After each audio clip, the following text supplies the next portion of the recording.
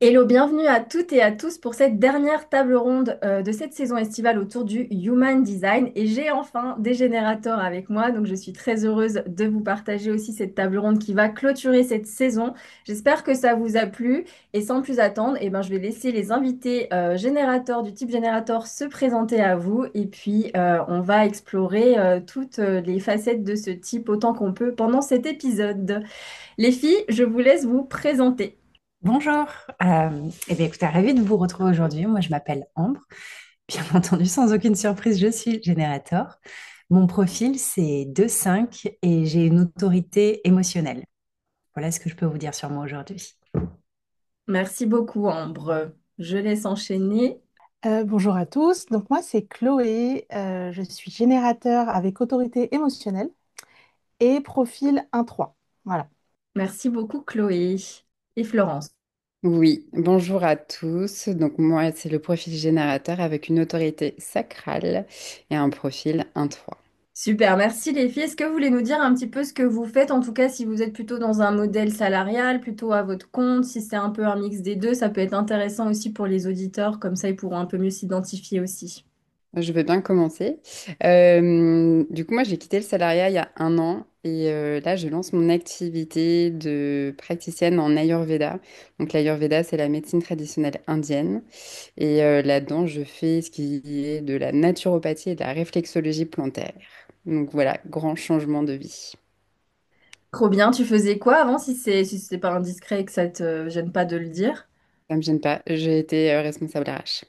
Ok, ouais, donc un tournant et tout. J'adore. Je suis fan de l'Ayurveda. Merci. Eh bien, moi, pour ma part, donc, je suis entièrement à mon compte depuis 2 ans et 15 jours à peu près. Avant ça, pendant pas mal d'années, j'ai cumulé le salariat et l'entrepreneuriat. Et donc, moi, je me suis vraiment spécialisée en tout ce qui est marketing communication. Donc, l'étiquette que je me mets, c'est brand manager et stratège digitale. Et j'accompagne tout type de public, mais particulièrement les entrepreneurs dans la formation, les coachs, les thérapeutes pour construire un écosystème donc digital, bien sûr. Je me suis spécialisée sur les communautés digitales, mais après, c'est tout ce qui est stratégie marketing, stratégie d'emailing, les tunnels de vente, ce genre de choses. Voilà. Merci beaucoup, Ambre. Ambre qui m'a un petit peu accompagnée cet été d'ailleurs. J'ai pris un accompagnement avec elle. Donc je vous la recommande au passage. Chloé, du coup, à toi. Alors du coup, moi j'accompagne les entrepreneurs aussi, plutôt du bien-être, enfin en tout cas tout ce qui est coach, sophrologue, hypnothérapeute, etc., à construire leur activité, leur offre et en fait à lever tous les blocages dans le développement entrepreneurial. Donc je suis formée avec Julien Musy et David Laroche au coaching. Et du coup, je suis vraiment dans le rééquilibrage des perceptions. Et pour moi, c'est la meilleure, en tout cas, technique, mais j'utilise pas mal d'autres techniques de libération émotionnelle, notamment les fleurs de bac, le Chin Tsang que tu connais. Et voilà, bon, ça, c'est plus en présentiel, mais j'ai ces deux activités et je suis à temps plein à mon compte. Super, merci beaucoup. Intéressant toutes ces casquettes aussi que tu as, Chloé. Alors, moi, ce qui m'intéresse pour démarrer avec le cœur du sujet, c'est comment est-ce que vous avez découvert le Human Design et surtout, qu'est-ce que vous avez ressenti lorsque vous avez découvert que vous étiez générateur, si vous vous en souvenez. Bon, je vais commencer. Du coup, moi, j'étais déjà dans la connaissance de soi, parce que pour moi, c'est la base justement de pouvoir se débloquer. Et j'utilisais la numérologie, avec, grâce à laquelle on s'est connus. Et le Human Design, ça faisait quelques années que je tournais autour. Et j'avais cette sensation que c'était un puits, en fait, et que si je mettais un pied dedans, j'allais tomber dans un trou sans fond. Et en fait, il y a un an et demi, j'ai commencé à m'y intéresser de plus près.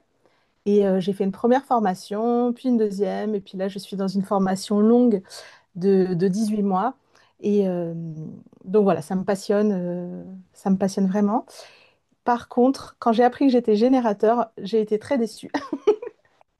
Enfin, je l'avais appris il y a plusieurs années, mais je me suis dit, oh mince, non, je me reconnais pas. Enfin, j'avais pas l'impression que ça parlait de moi, quoi. Enfin, je me reconnaissais pas. Et après, en creusant finalement sur le générateur, j'ai compris pas mal de choses, et notamment mon profil qui me correspond à 1000% et mon autorité, enfin voilà. Mais le type, c'était pas le déclic, enfin ça n'a pas été ce qui m'a donné envie de creuser en tout cas. Ok, ouais, hyper intéressant. Ton profil, c'est 1-3, c'est ça? Ouais. Ouais, je Mm. connais bien, genre, je te vois bien dans ce profil, surtout la, Oui. la numéro que tu as fait avec Amandine. Je fais de la petite pub pour les copines qui était qui est du coup sur la table ronde des projecteurs et qui est numérologue et qui propose des formations. Mm. Ok, merci Chloé. Moi, je peux prendre la suite. Alors moi, je me suis intéressée au human design par hasard. J'étais en fait dans une boutique où ils vendent, vous savez, les huiles essentielles, de la ils font de la lithothérapie, donc des pierres, voilà, ce genre de magasin. Et en fait, elle avait des étagères avec pas mal de bouquins sur le développement personnel, le spirituel, etc. Et il y a un livre qui m'a appelée, et c'était celui-là, un livre sur le human design. Et je me suis dit, tiens, c'est marrant. Ce livre m'appelle un peu, enfin m'attire, donc je commençais à le regarder, je commençais à le feuilleter, je me dis tiens, c'est intéressant. Et moi qui suis toujours en recherche de mieux me connaître, mieux me comprendre, mieux comprendre les autres, etc., je me dis bon, bah, ça pourrait être intéressant d'essayer.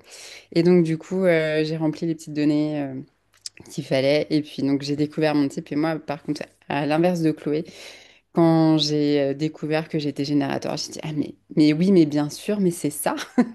Et tout collait et tout. Enfin voilà, j'avais une bonne explication de mes réactions, de mes ressentis, de ma manière de fonctionner, en fait, tout simplement. Et ça avait vraiment mis des mots sur un mode de fonctionnement. Et c'est comme si, enfin, moi, ça m'a fait l'effet de, ah mais maintenant, enfin, je me comprends mieux et tout me paraît logique, quoi. Ok, hyper intéressant d'avoir du coup un autre versant je découvre comment je découvre mon human design et je me reconnais. Merci beaucoup. Bah, moi, pour te répondre, j'irai un peu dans le sens du vécu et du ressenti de Florence, parce que donc, j'ai découvert ça, si je dis pas de bêtises, c'était 2019-2020, donc ça commence à faire un petit peu maintenant. Et en fait, je travaillais, je faisais de la com pour une cliente qui était thérapeute, et donc elle en parlait, tout ça, et je dis, ah, mais Human Design, qu'est-ce que c'est? Astrologie, donc je commence à creuser, elle m'en parle bien entendu. Et donc, on me fait ma lecture de ma charte. Et là, je fais, oh, waouh, c'est beaucoup trop précis et c'est beaucoup trop moi. Qu'est-ce qui se passe? Donc, j'étais vraiment très interloquée. Alors, je ne suis pas du tout experte là-dessus, parce que moi, je me suis jamais formée, contrairement voilà, à vous, à d'autres. Mais c'est vrai qu'assez régulièrement, alors j'ai acheté aussi un bouquin assez régulièrement, je vais aller piocher dedans. Et mon profil, c'est clairement moi. Alors moi, je sais que je suis un profil 2-5 du générateur. Je ne sais plus redire les termes exacts, donc voilà, tu auras cette expertise-là. Mais ça vient tout éclairer et tout expliquer. Alors après, c'est comme pour tout. Moi, je suis très terre à terre. Il y a à apprendre et à laisser, bien entendu. Mais tu vois, sur ce truc où tout le monde me disait, et moi aussi, cette très grande énergie, je me disais, mais comment je peux avoir autant d'énergie? Comment je peux travailler autant? Comment... Enfin voilà, il y a plein de choses qui sont venues mettre le projecteur dessus et c'est ce que j'ai trouvé super intéressant. Donc, moi, je me retrouve bien évidemment énormément là-dedans. Et il y avait juste une chose qui m'avait un peu refroidi à l'époque, mais je l'ai compris qu'après. C'est sur le côté où on dit que le générateur, enfin peut-être qu'on en parlera après, mais on n'est pas là pour initier, on est là pour répondre. Et moi, je pense que c'était mon ego à l'époque qui réagissait, parce que comme j'ai du caractère, je prends des initiatives, je vais vite, etc., je me disais, ben non, moi j'ai initié des choses dans ma vie, je suis pas passive, tu vois, je le percevais comme ça, alors que pas du tout, pas du tout. Et vraiment, je me suis rendu compte que, mais oui, en fait, j'ai besoin de rien faire, on vient vers moi pour me proposer. Et là, enfin, voilà, là, j'avance. Donc voilà, c'est ce que j'ai perçu au tout début et ce qui m'a plu surtout. Ok, merci beaucoup. Oui, on va y venir sur le côté initier versus répondre et donc attendre, etc. J'ai une question là-dessus. Vous avez parlé de livres, en tout cas, je place ça là parce que c'est une amie qui l'a sorti et que je vous recommande aux éditeurs qui nous écoutent. Je crois que j'en ai pas encore parlé de tout cet été. C'est le livre de Melissa Simoneau qui a un très bon guide sur le human design. Et vraiment, si vous devez commencer quelque part, je vous le conseille parce qu'il est vraiment très accessible à tout le monde. Elle a très bien vulgarisé le human design et c'est vraiment hyper complet son livre. Donc vraiment, n'hésitez pas. Je vous mettrai de toute façon toutes les infos de ce qu'on cite dans la description du podcast. Alors, merci beaucoup pour déjà ces premières questions. Est-ce que la découverte de votre Human Design, ça vous a donné une sorte de déclic, un eureka, ou en tout cas est venu changer quelque chose dans votre façon d'aborder votre énergie, ou juste vous vous êtes dit, ok, ça confirme vraiment tout ce que je suis, et puis ben, life goes on, on continue, et voilà, c'est pas quelque chose qui va transformer radicalement ma vie. Est-ce que ça a vraiment changé quelque chose pour vous? Euh, Comme je disais que j'avais été déçue, en tout cas que je me reconnaissais pas, c'est aussi parce que j'étais dans un non-soi de générateur. d'avoir dit oui à trop de choses, de faire des choses en fait pour lesquelles j'avais pas d'énergie, et notamment un job salarié qui m'ennuie à mourir. Depuis des années, je me formais à côté, donc en fait, j'avais de l'énergie pour me former tous les week-ends. Les gens comprenaient pas comment je faisais avec 3 enfants et tout, mais j'avais pas d'énergie pour mon job et j'ai même fait un burn-out. Donc c'est pour ça que je me reconnaissais pas. Mais quand j'ai creusé le sujet, parce que j'avais juste, enfin moi, contrairement à Ambre, j'avais pas eu mon thème, j'avais tout de suite regardé vite fait les choses. Et quand j'ai reçu mon thème et que j'ai compris, en effet, je n'avais ni répondu, ni l'énergie disponible à quelque chose qui me faisait vibrer. Donc, euh, donc voilà. Ok, merci Chloé. Moi, ça m'a donné un outil en fait pour la vie en général. Je dirais que ça m'a éclairé sur ma manière de prendre des décisions, de faire des choix et de me remettre au centre bah, en fait, de ma vie, de mes envies, parce que, enfin, on va sûrement le voir, mais un des traits de caractère des générateurs, effectivement, comme l'a dit Chloé, c'est qu'on dit oui à beaucoup trop de choses. Et en fait, on met souvent les autres en avant et pas assez nous-mêmes parce que c'est compliqué, enfin parce que ça peut être compliqué de s'écouter. Et du coup, moi, c'est ça que ça m'a appris à faire. Et sur certains choix ou certaines décisions, je reviens à ça et je me dis, OK, qu'est-ce que... Alors, du coup, moi, sacral, c'est mes tripes qui parlent, mais qu'est-ce que mes tripes me disent? Là, est-ce que j'ai envie d'y aller ou est-ce que j'ai pas envie d'y aller? Donc, ouais, moi, je dirais que c'est ça. C'est comme si ça m'a permis d'avoir une boussole, en fait. Ok, merci. Ouais, on va en parler aussi du sacral, parce que même avec une autorité, donc il y a deux autorités pour les générateurs, émotionnels ou sacral. Il y a toujours une forme d'attente quelque part, mais dans tous les générateurs, il y a quand même cette connexion aux tripes ou d'autres endroits, mais en tout cas corporels, qui est assez importante. Et après, de pas trop essayer de grimper dans le mental pour venir remettre en question les premiers ressentis. Ça peut être difficile, en fait, de jauger entre le ressenti corporel, le mental qui veut peut-être autre chose, etc. Donc, on va en reparler. Et toi, Ambre, du coup? Bah moi, donc, j'aborderai la partie plus le ressenti et l'émotionnel après. Mais ce que je peux dire, c'est que je pense que ce que tu as proposé, les deux sont encore vrais aujourd'hui, si je dois être hyper honnête avec vous. C'est-à-dire que, un peu quand je suis en pilote automatique, tu vois, prise par la vie, etc., tout ce qu'on a, je me dis, bah, ok, je connais mon profil, je connais mon design et tout ça, mais vas-y, la vie déroule, faut avancer et je me pose pas tant de questions. Mais il y a quand même des fois où il y a ce truc qui revient qui me dit, ah, attends, n'oublie pas que, par exemple, bah, ça serait bien que tu dépenses toute ton énergie, mais pas que mentale, aussi physique, parce que sinon, après, tu sais, tu te recharges pas ou tu dors pas bien, ce qui est clairement vrai me concernant, je sais pas pour vous. Et donc, c'est vrai que en fonction des moments de ma vie, j'alterne entre les deux. Entre, bah voilà, je connais mon design, c'est bien, ça me fait plaisir, ça me correspond bien, ça flatte l'ego, tout ce que tu veux, ça apporte un éclairage, mais je continue. Et il y a des moments où je suis beaucoup plus consciencieuse par rapport à ça. Et j'essaie vraiment de prendre le bon de ça pour encore mieux me connaître, parce que je me rends compte, et c'est vrai, que je fonctionne encore mieux en tenant compte des spécificités enfin, de mon design, quoi. Voilà. Ok, oui, intéressant parce que oui. Et puis, c'est vrai que le human design, on a le type, mais il y a tellement de niveaux de lecture possibles ensuite avec tout un tas d'éléments du human design sans non plus rentrer dans tout le temps être dans les détails des détails parce que déjà, il faut maîtriser sa mécanique énergétique, la façon avec laquelle on va prendre les opportunités dans la vie et tout ça, c'est déjà la base. Mais c'est vrai qu'il y a vraiment beaucoup de niveaux de lecture possibles avec tout ça.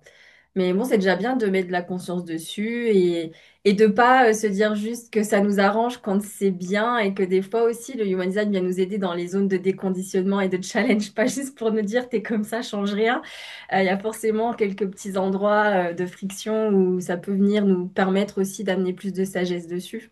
Très bien. Oui. Excuse-moi. Non, vas-y. Non, je voulais pas te couper. Non, c'était pour dire justement que c'est ce que répète tout le temps ma formatrice. Ça se pratique avant tout. Enfin, il faut l'incarner parce que sinon, enfin, c'est comme dit Ambre, ça flatte l'ego, mais c'est pas quelque chose de pratico-pratique et ça sert pas à grand-chose finalement. Donc, c'est une observation de soi, une interoception, introspection pertinente. Ouais. Ouais, et d'ailleurs, ben, j'aime beaucoup que Florence, tu aies utilisé le mot outil parce que je dis toujours que le human design, c'est un outil. Parce qu'on parle souvent de grille de lecture, de choses comme ça, mais en fait, les outils, ça se prend en main, ça s'utilise, ça nous sert, c'est utile, et on a besoin de ça parce que s'il y a que sur le terrain, en fait, qu'on peut vraiment se rendre compte de tout le savoir qu'on a, accumuler du savoir pour accumuler du savoir. Si on n'en fait rien, c'est pas très utile. Donc, effectivement, merci de le mettre en avant aussi, ça, Chloé. Donc, pour chaque type, il y a une stratégie. La vôtre, c'est de répondre. Déjà, comment est-ce que ça vous parle? J'adore répondre. Non, moi, ça me parle vraiment parce que c'est ce que j'ai commencé à aborder tout à l'heure. Quand je fais vraiment quand tu vois, quand je fais ce pas en arrière et que je porte un regard sur l'ensemble de ma vie, qu'elle soit personnelle ou professionnelle, j'ai pas besoin de chercher les choses. C'est-à-dire qu'on vient me chercher. Par exemple, dans le pro, je me suis toujours dit, oh, c'est marrant, j'ai jamais galéré pour trouver un job salarié, etc. On vient me proposer des choses, donc c'est génial, tu vois. Mais c'est vrai que ça, c'est venu expliquer, parce que quand ça arrive une fois, deux fois, ok, why not? Mais quand c'est tout le temps, tu dis, c'est quand même assez étrange. Et c'est vrai que ça se produit toujours comme ça. Et encore aujourd'hui, dans mon activité, bon, voilà, toi, tu me connais, tu le sais, je m'estime hyper, hyper chanceuse parce que bah, on parle de moi, du coup, les gens viennent me chercher et j'ai pas besoin d'en faire plus, donc je réponds. Alors après, maintenant, j'apprends aussi un tout petit peu plus, mais encore, je suis pas très balèze là-dessus, à m'écouter, parce que j'ai le oui qui vient très, très facilement, malheureusement. Mais voilà, cette réponse, enfin, je suis en capacité de la donner et voilà, et je réponds aux besoins des clients tout simplement, quoi. Donc ouais, la réponse, moi, ça me va bien d'être là-dedans. Ah, ça, c'est cool quand ça vient à ce point. Oui, carrément, oui. Mais n'oublions pas que tu as une autorité émotionnelle.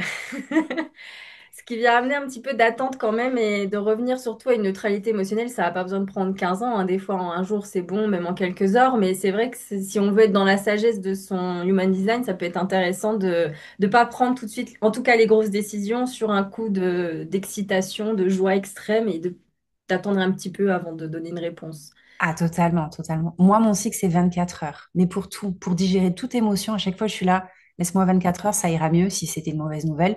Ou bien on me propose un projet, je fais, OK, bah, je reviens vers toi demain. Genre, je suis occupée aujourd'hui ou quoi. Je vais pas dire, je suis générateur émotionnel et j'ai besoin d'un cycle de 24 heures, tu vois.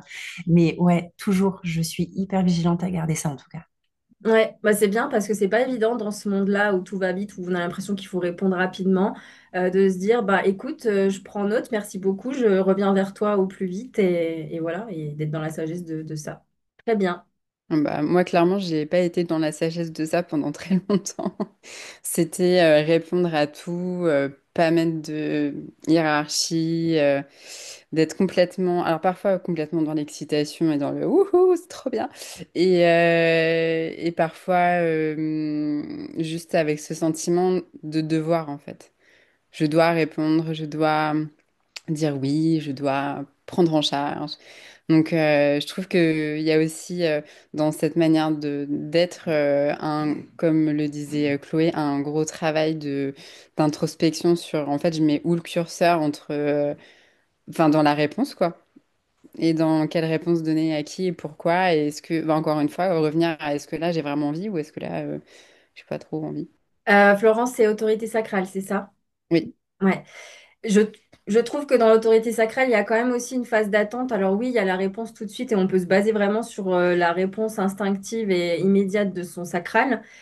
À condition, bien sûr, encore d'être connecté à ses ressentis, à son corps, ça c'est encore autre chose. Mais il y a aussi l'attente d'avoir quelques signes qui viennent confirmer, en fait, que la vie vous envoie, que ce soit un mot chopé au vol dans une conversation dans la rue, une affiche, un magazine dans une salle d'attente et tout, et qui se synchronise, en fait, avec la décision initiale qu'on a envie de prendre et la réponse qu'on a envie de donner. Donc, il y a, ouais, j'ai le premier oui physiologique, et après, je dois répondre à la vie en attendant qu'elle m'amène les signes qui vont me montrer ça, en fait. Et je l'ai vu avec une amie qui a une autorité sacrale, qui avait un gros projet et j'ai utilisé le Human Design à ce moment-là pour lui dire, écoute, tu as ce projet-là, ça vibre fort, tu sens que c'est fait pour toi. C'était quelque chose qu'elle voulait initier. Et je lui ai dit, attends, réponds à la vie, genre pose l'intention et attends de voir si la vie t'envoie des signes et des synchronicités sur ton chemin, au moins deux, trois, pour confirmer ou pas que c'est la bonne voie à prendre.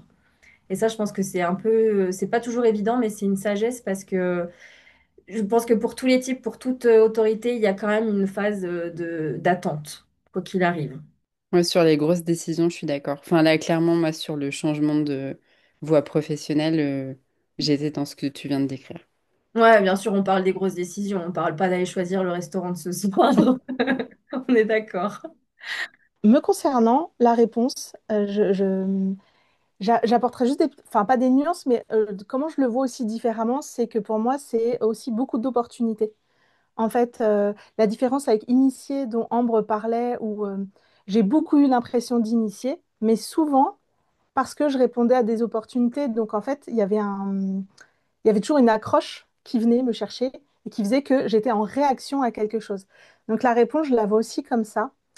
Et moi, en plus, il peut y avoir des dissonances dans ma charte parce que j'ai en soleil inconscient, j'ai la porte 3 qui est la porte de l'innovation, donc qui est quand même avec beaucoup d'attrait sur la nouveauté, le canal 30-41 en plus qui donne cette envie de nouveauté, de désir, et l'autorité émotionnelle qui doit temporiser, etc.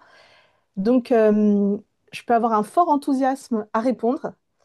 Et avec l'expérience et en connaissant mon human design, j'ai appris aussi à temporiser et laisser le temps à mon autorité de me dire est-ce que c'est un vrai oui? Je le laisse faire sa vague. C'est un oui, non, ah non, non, c'est mort. Ouais, bon, bof. Et puis après, oui ou non. En fait, voilà. Je... Donc, je réponds oui. Et particulièrement aux opportunités. Donc, ça peut être des signes. Ça peut être, comme tu disais, une affiche, euh, pile d'entendre la musique qu'il faut, enfin le côté très signe qu'on peut recevoir, mais aussi vraiment des situations où on vient me, comme disait Ambre, on vient me chercher et en fait je réponds parce que c'est une évidence et parce que en fait c'est ce qu'on attend de moi aussi et que ça vibre pour moi. Très bien, merci beaucoup pour ton partage. Parce qu'on est sur la réponse, on va parler un petit peu du sacral du coup, indépendamment de votre autorité. Euh, C'est quand même quelque chose qui est très marqué chez les générateurs. On parle beaucoup du sacral parce que voilà, c'est un réservoir d'énergie incroyable quand vous êtes dans ce que vous aimez, ce qui vous anime. Il y a besoin de, comme tu le précisais, Ambre, de se décharger aussi physiquement parce que du coup, le sommeil, enfin, comme il y a tellement d'énergie, faut la sortir à un moment donné. Il faut vider son réservoir avant d'aller dormir. C'est mieux pour avoir un meilleur sommeil. Mais du coup, dans le sacral, la réaction, est-ce que ça, quand vous avez appris votre human design et ce fait-là que les générateurs et notamment aussi les manifesting générateurs et le sacral activé contrairement aux autres types, est-ce que c'est quelque chose avec lequel vous travaillez, vous, quand justement vous recevez une opportunité, quand vous demande quelque chose, est-ce que vous avez vraiment ces ressentis physiques ou est-ce que ça se localise? Comment ça se manifeste pour vous? Et est-ce que vous travaillez un petit peu avec ça au quotidien? Je vais bien commencer. Alors surtout, n'hésite pas si je réponds pas exactement, mais de ce que j'ai compris, ma réponse, c'est que comment ça fonctionne pour moi, même avant de connaître l'human design, il se passe quelque chose, on me dit quelque chose, enfin voilà, où je dois avoir une réponse, une émotion, quelque chose comme ça. Moi, c'est dans mon ventre dessus, tu vois, j'ai un truc, soit une crispation, soit une ouverture, je dirais. En fait, voilà, je ressens quelque chose dans mes tripes, quoi, dans mon ventre. Et c'est là où justement j'ai appris à ne pas, c'est pas ne pas me fier à ce que je ressens là, parce que souvent c'est ça de toute façon, mais toujours me laisser plus de temps pour être vraiment sûr de ce que je vais répondre. Encore une fois, c'est ce que tu disais précédemment pour des choses importantes, tu vois, savoir ce qu'on va manger ce soir ou ce qu'on va faire demain ou un truc comme ça. Je vais pas mettre 24 heures pour dire attends, je reviens vers toi. Mais moi, physiquement, corporellement, c'est vraiment ouais, dans mon ventre et ça se crispe ou ça s'ouvre. Et après, j'ai mon cycle d'émotionnel voilà, qui vient faire son job et confirmer ou infirmer. Je sais pas si c'était ce que tu demandais. Si, si, très bien. Tu Ah, as très ok. bien répondu, Hmm. merci. Ok. Moi, je rebondis sur ce que dit Ambre sur le fait, enfin, j'ai pratiqué les sessions sacrales justement pour avoir des oui et des non. Alors, session sacrale, c'est en gros, c'est être avec quelqu'un qui nous pose des questions et on doit répondre par oui ou non en se connectant au ventre. Parce que, en fait, ça m'a vraiment changé la vie. Parce que j'ai toujours eu du mal avec les questions ouvertes avant de faire du coaching. Bon, maintenant, ça va mieux. Mais je me disais, mince, mais je sais pas, je sais pas. Alors que dès qu'on rétrécit ça à la question fermée, c'était beaucoup plus une évidence. Et maintenant, alors je répondais beaucoup avec la tête. Et maintenant, en plus avec le Chinese-tsang, enfin, c'est quand même la zone que j'ai particulièrement travaillé dans mon approche. J'essaye de me connecter et c'est comme un... Alors, c'est très bizarre la comparaison que j'ai faite. c'est comme un peu quand on tombe amoureux, mais en tout petit, hein, mais comme un feu qui s'ouvre de... Oui, enfin, je sais pas comment... En tout cas, c'est difficile à décrire, mais ça s'expérimente. Mais ouais, il y a ce côté, je suis amoureuse ou je suis pas amoureuse, quoi. En gros, mais à toute petite échelle. Et moi, c'est un peu comme ça que je me connecte à mon ventre, en tout cas. Voilà. Ah, intéressant pour l'exemple, ça parle. Merci. Bah, clairement, moi, je rejoins Ambre et Chloé. C'est un mélange de tout ça. Enfin, j'ai bien reconnu le ah oui, je suis amoureuse. Ou non, non, pas, non, non, pas trop. Et vraiment, le ventre, même avant de connaître mon human design comme Ambre, c'était. Enfin, soit ça se crispe, ça se ferme, ça se tord, soit ça s'ouvre. Et moi, je ressens comme une énergie qui me transcende soudainement et une excitation. Franchement, l'excitation, elle est vraiment là, quoi. Comme quand on est petit et qu'on nous dit, ouais, on va passer 2 jours à Disney, quoi. C'est, waouh, trop bien. Et voilà. Non, mais c'est incroyable d'avoir cet outil. Moi, ça fonctionne pas comme ça du tout. Ça va être trop bien comme GPS quand même.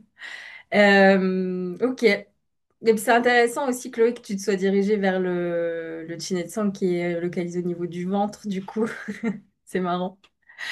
Ok, du coup, par rapport toujours à ce sacral, qu'est-ce qui vous aide à rester fidèle justement à votre sacral dans un monde où on va justement valoriser l'action, la prise d'initiative constante et immédiate? Comment vous naviguez avec votre sacral avec le plus de sagesse possible dans ce monde où tout va vite? La question est peut-être un peu compliquée, je ne sais pas si elle est très claire. Moi, Non, tu m'as ça achevé. Je vous ai pas fait des questions fermées en plus, c'est vrai que c'est important pour les C'est générateurs. une- Ouais, j'allais Ouais, dire que c'est une question de projecteur, ça. Pardon. j'ai bien aimé ce que disait Chloé tout à l'heure, effectivement. Enfin, pour moi, je n'avais jamais compris pourquoi toute ma vie, une question ouverte, ça me tétanisait. Et maintenant, alors j'explique pas pourquoi, tu vois, mais je le dis, situation avec mon conjoint, avec mes amis, dans le pro, avec les clients, je dis, voilà, moi, les questions ouvertes, je ne sais pas répondre. Fais-moi une question fermée. Je te parlerai tout ce que tu veux. Enfin, tu vois, bon, voilà, je vais pas faire ma drama queen, mais la question ouverte, j'arrive pas. Et là, je sais même plus ce que c'était ta question. Et dans ma tête, je suis là, ouais, qu'est-ce qu'elle a dit? Donc, désolée. Non, t'inquiète. Non, mais c'est incroyable, cette sorte de questions fermées. Je l'ai vu avec les MG pendant la table ronde. J'ai dû couper des choses au montage parce que j'ai posé des questions et on a eu des blancs pendant 5 minutes. J'étais là, ok, je vais reformuler. Ouais, et j'y ai pas pensé quand j'ai fait les questions. Alors, je vais transformer ma question du coup. Est-ce que c'est facile pour vous de rester fidèle au premier ressenti de votre sacral? Non, c'est pas facile. Non, c'est pas facile. Et parce que on est, comme tu l'as bien dit, dans un monde où tout va vite, où on nous demande des réponses vite, où il faut agir, ou machin. Et un moyen de gérer ça, ça peut être la temporisation. Mais enfin moi perso, parfois je me plante, quoi. Et aussi, ce qui est compliqué pour moi, c'est la prise en compte des autres. C'est-à-dire que parfois j'ai mon ressenti avec oui, là c'est ça ou là c'est pas ça, mais je suis pas toute seule à devoir prendre la décision ou je suis pas la seule impliquée. Et là, ça rajoute encore plus de complexité. Oui, parce qu'il y a ça aussi, effectivement, quand les décisions impliquent d'autres personnes, c'est pas évident, ouais. Perso, moi, j'ai le cœur égo non défini.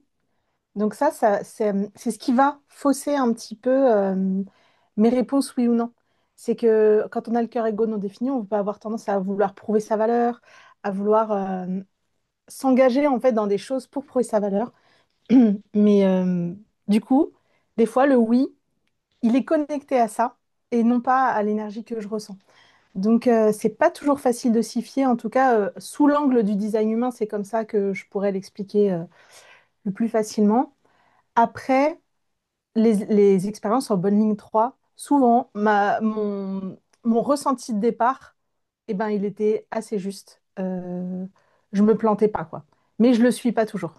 Voilà. Donc, ouais, tendance à vouloir prouver sa valeur peut être un caillou sur ma chaussure, dans ma chaussure de générateur. Hmm. Ouais, ok. Intéressant de faire ce parallèle, merci. Pour rebondir là-dessus, et j'aime bien quand Chloé elle donne des choses très concrètes parce que je me suis mis ma charte sous les yeux et à chaque fois je vais regarder ce qu'elle dit, le canal, si c'est défini ou pas chez moi pour un peu plus comprendre. Donc merci. Pour te répondre, est-ce que c'est facile de rester fidèle à mon sacral? Alors, j'ai adoré ta réponse, Florence, et en même temps, ça m'a permis de voir que bah, moi, spontanément, je dis oui. parce que, ok, on est dans un monde où tout va vite et tout ça, mais moi j'aime bien ça, ça me va bien. Je vais aussi vite dans ma réflexion, dans mes prises de décision. Du coup, je me sens pas à contre-courant ou freinée par quelque chose. Et quand bien même j'ai cette autorité émotionnelle qui fait, comme je le disais précédemment, bah, laisse-moi 24 heures et je pourrais apporter une réponse. En vrai, 24 heures dans une vie, qu'est-ce que c'est? C'est rien du tout. Donc, j'ai l'impression de pouvoir me respecter en m'accordant le temps dont j'ai besoin et en même temps de pas, entre guillemets, perdre de temps. Donc, en fait, pour moi, je me suis jamais posé cette question. Pour moi, c'est juste oui et tout va bien. Voilà ce que je peux dire. Ok, merci. Très bien. Et alors, est-ce qu'on va parler un petit peu de la signature émotionnelle des générateurs? Donc, c'est la satisfaction. Ça, c'est quand vous êtes bien dans vos baskets, que tout roule comme c'est prévu dans votre human design, entre guillemets. Et à contrario, le thème du non-soi, ça va être la frustration. Est-ce que ce sont deux sentiments qui vous parlent? Et est-ce que vous avez tendance à y prêter attention au quotidien? La frustration et la satisfaction. Personnellement, c'était pas une émotion, tu vois, j'avais pas l'impression que ça habitait ma vie, donc je l'ai observé au fur et à mesure. Et je vais prendre un truc très générateur, créer un tunnel de vente ou un site internet, enfin un truc où en fait on va de A à B. Ça, c'est vraiment le générateur qui aime aller au bout des choses, etc. Et en fait, tant que j'arrive pas à faire les choses, que j'ai des obstacles, je suis extrêmement frustrée, mais à un point, voilà, je rigole toute seule, mais ça peut vraiment me créer de la frustration. Et quand c'est terminé, là, j'ai vraiment ce sentiment de satisfaction. Et je l'associe beaucoup à ça, au fait de terminer les choses, d'aller au bout, d'accomplir. Ça m'amène énormément de satisfaction. Et la frustration, ça va être les blocages qui se mettent sur ma route. Voilà. Donc, je sais que ça peut se mettre sur plein d'autres choses, hein, la signature, mais en tout cas, c'est comme ça que je l'ai observé chez moi et que oui, ça fait. En fait, je pense que ça faisait tellement partie de moi, de ma façon de réagir, que je me disais pas que c'était ça comme émotion. Voilà. Ok. Non, mais c'est pertinent ce que tu dis parce que c'est vrai que c'est très caractéristique des générateurs, le fait de suivre toutes les étapes d'un processus, d'aller au bout de A à Z et de vraiment terminer les choses. Quand à l'inverse, ben, les autres types, tu vas avoir les MG qui vont eux sauter des étapes, ils vont avoir besoin de revenir en arrière parfois, ils vont pas aller au bout, ils vont abandonner, ça fait aussi partie de leur type. Et tu as les autres comme moi, projecteurs, manifesteurs, réflecteurs, qui fonctionnent complètement différemment et qui vont avoir besoin de prendre plus de temps ou justement de faire appel à des générateurs pour mettre à jour des projets parce qu'on n'arrive pas forcément tout seul. Donc oui, non, J'aime bien ce que tu dis parce que du coup, c'est dans ton processus d'action que tu vas ressentir cette frustration et peut-être que c'est parce que tu es aussi bloqué par des éléments extérieurs sur lesquels tu n'as pas le contrôle et du coup, ben, ça vient ralentir ta vitesse naturelle, on va dire. Et que ouais, tu ressens cette satisfaction d'accomplissement à la fin, de sensation d'avoir réussi quelque chose, d'être allé au bout. Donc ouais, ça parle beaucoup ton exemple. Merci. Florence, toi, ça te... Ouais. Oui, moi, ça me parle grandement, même avant. Enfin, alors, avant de connaître mon design, je pense pas que j'y prêtais attention parce que c'était tellement naturel que, voilà, un peu comme Chloé, j'y prêtais pas. Enfin, voilà, je faisais pas gaffe. Et depuis, oui, effectivement, enfin, je rejoins Chloé sur la satisfaction de l'accomplissement de quelque chose, de la création, en fait. Moi, je dirais même c'est ça, c'est quand je crée quelque chose où je trouve que ça me ressemble, ça va dans le sens que je veux, etc. Là, je me sens ultra satisfaite. Et quand ça suit pas ce que j'ai envie, c'est frustration, mais frustration je redeviens limite une enfant à faire du boudin et voir des caprices, quoi. Des fois, je me dis, pour l'entourage, ça doit pas être toujours très simple parce que la frustration, elle est énorme. Ok. Et toi, tu veux réagir sur la frustration, satisfaction? Ben, en vous écoutant, je pense que je me suis jamais posé cette question. Donc, c'est intéressant parce que, et c'est une vraie question que là, moi, je me pose. Est-ce qu'on n'est pas juste tous et toutes comme ça, en mode, ben, quand on arrive à faire quelque chose, l'accomplissement, on est satisfait de nous-mêmes et quand on n'y arrive pas, on est frustré? Tu vois, c'est une question peut-être naïve, mais pour moi, c'est plus de l'ordre de l'humain, de l'être humain, que du profil générateur ou quoi. Donc, non, j'avoue que je me suis pas posé cette question. Mais merci Florence parce que tu m'as beaucoup fait rire. Non, oui, clairement, il y a de ça aussi. C'est relatif à l'humain. Après, moi, la frustration, par exemple, c'est pas une émotion qui me parle. L'amertume du projecteur, oui, ça me parle fort. l'amertume, le fait de ne pas être reconnue dans ce que je fais. J'ai pas la... En fait, moi, je peux terminer quelque chose, et si j'ai pas la reconnaissance derrière, je m'en fous être allé au bout du truc. Je me dis, ouais, ça a servi à rien, en fait, parce qu'on ne vient pas reconnaître ce que j'ai fait. Donc, je pense qu'il y a quand même un peu de subtilité en fonction des types. Parce que moi, clairement, le profil générateur, ça me parle pas du tout. Enfin, ouais, c'est différent, quoi. C'est pas du tout pareil que ce que... j'ai pas non plus ce besoin de terminer les choses, en fait. Ni d'avoir toutes les étapes de définies. Enfin, c'est un peu différent. Mais bon. Et, Oui. et moi, je le reconnais par rapport à ce que Florence disait sur le fait de créer. Des fois, moi, c'est juste créer. En fait, je vais créer une offre, un truc, je sais pas, un poste. Je suis juste contente de l'avoir créé. J'ai pas ce besoin derrière. Des fois, je ne partage même pas ce que je fais. Parce qu'en fait, ma satisfaction, elle a été au fait que moi, j'ai réussi à aller jusqu'au bout. Donc, oui, je vois ce que tu veux dire comme subtilité. Ça me parle de... Parce que j'ai un fils projecteur qui a, par contre, lui, beaucoup de frustration, mais Ok. qui va être plus être lié au fait qu'il a un TDAH. Enfin, voilà, c'est comme disait Ambre aussi, c'est un fonctionnement humain, hein. C'est une émotion qui apparaît surtout quand on est en construction cérébrale, etc. Mais derrière, lui, il a ce besoin de c'est bien ce que je fais, c'est bien ce que j'ai fait. Donc, ouais, je vois la nuance sur la fin, en fait, la finalité des choses qui peut être différente. Ouais. Non, mais après, c'est sûr que la frustration, ça reste un sentiment humain. On le ressent tous à différents moments. Et oui, clairement. Clairement.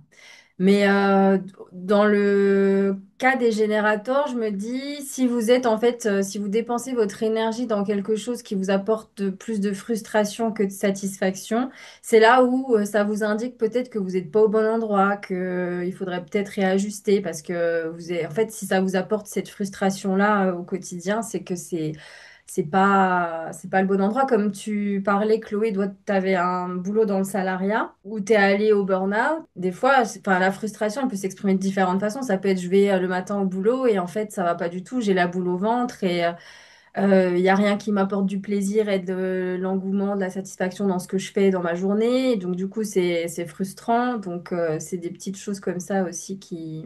Mais clairement, ça peut parler à tout le monde. Mm.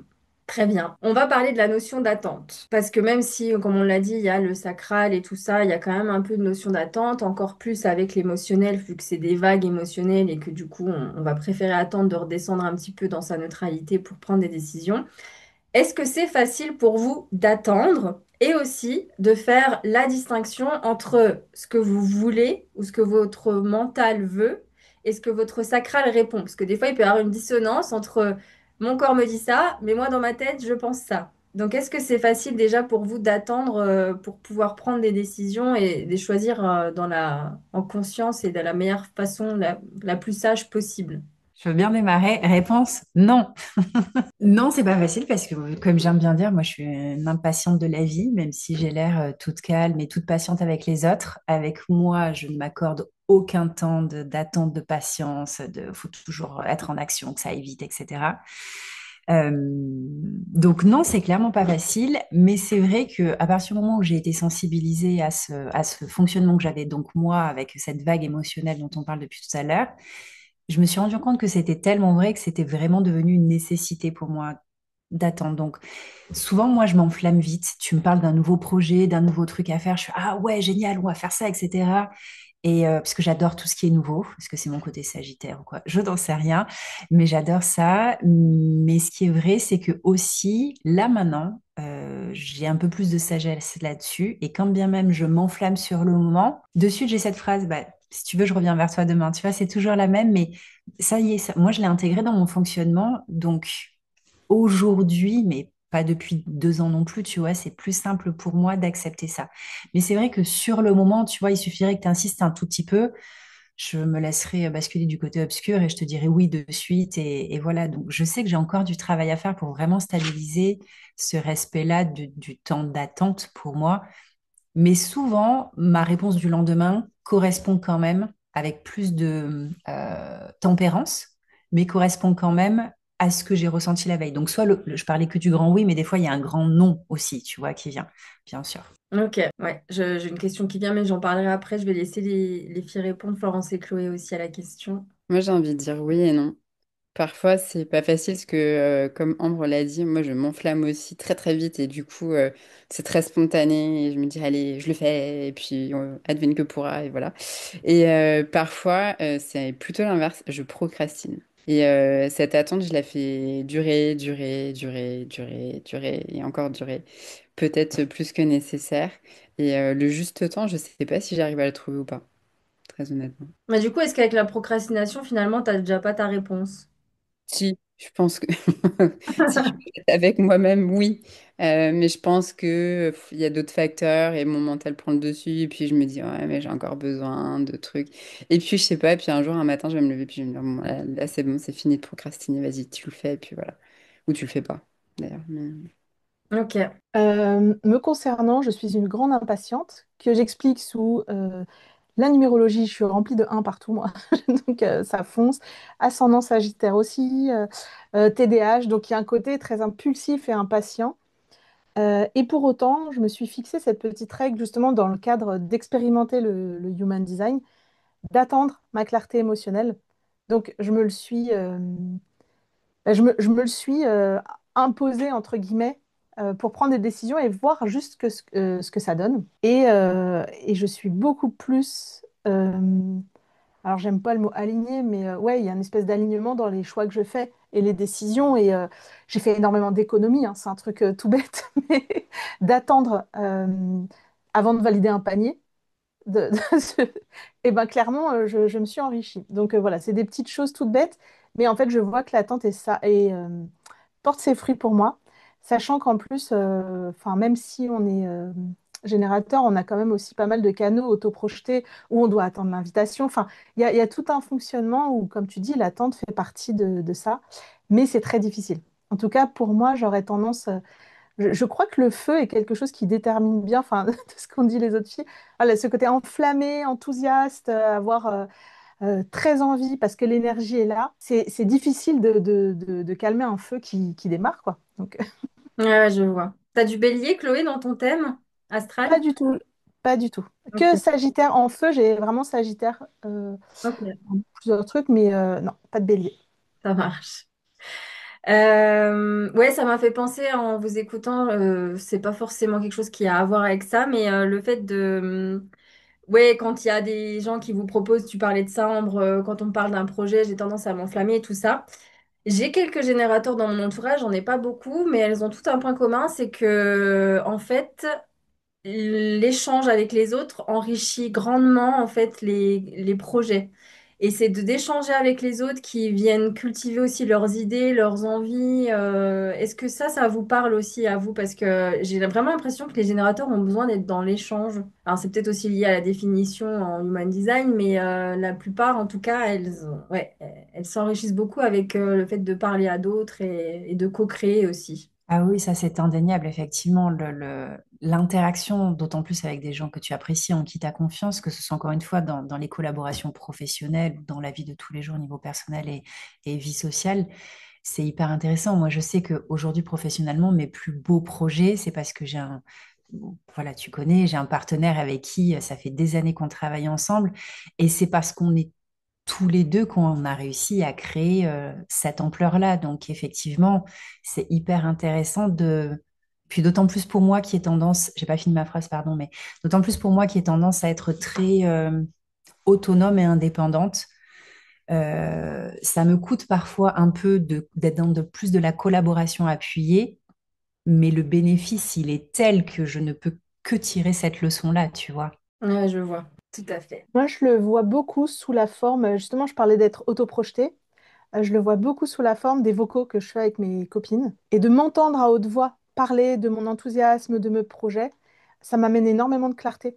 Donc, j'échange avec quelqu'un, mais est-ce que c'est le fait d'avoir... alors oui, quand on me renvoie, enfin forcément, ça m'aide, mais est-ce que c'est le fait de m'entendre et de clarifier à haute voix les choses qui me permet d'avoir plus de clarté et d'enrichir? Bon, forcément, s'il y a quelqu'un en face, c'est quand même mieux après qu'il renvoie, mais voilà, je me posais la question.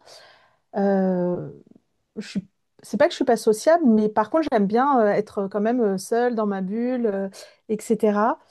Donc, j'aime partager avec les autres, mais je ne sais pas si ça vient du fait que je le partage, donc ça existe et je lui donne vie, enfin voilà, j'en prends conscience, ou si c'est parce qu'il y a quelqu'un en face. Tu vois, je me suis pas posé la question, c'est hyper intéressant.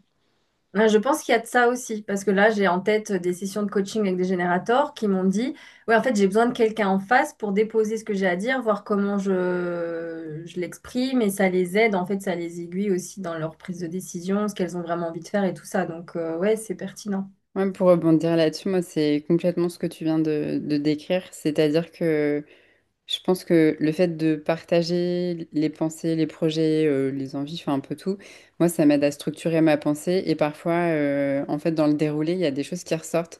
Et soudainement, je me dis, ah oui, bah en fait, je l'avais pas encore vu sous cet angle-là, mais le fait d'avoir mis des mots et d'avoir essayé de structurer pour expliquer à quelqu'un d'autre me permet en fait de structurer ma propre pensée, mes propres ressentis. Et parfois de changer un peu mes perceptions aussi sur les choses. Et moi, j'ai toujours aimé partager, échanger. C'est vraiment, ça fait partie de ma nature. C'est comme ça que je fonctionne. Voire même, je suis quelqu'un, par exemple, j'adore apprendre, mais j'apprends plus en pratiquant que donc dans le fait de faire ou de dire.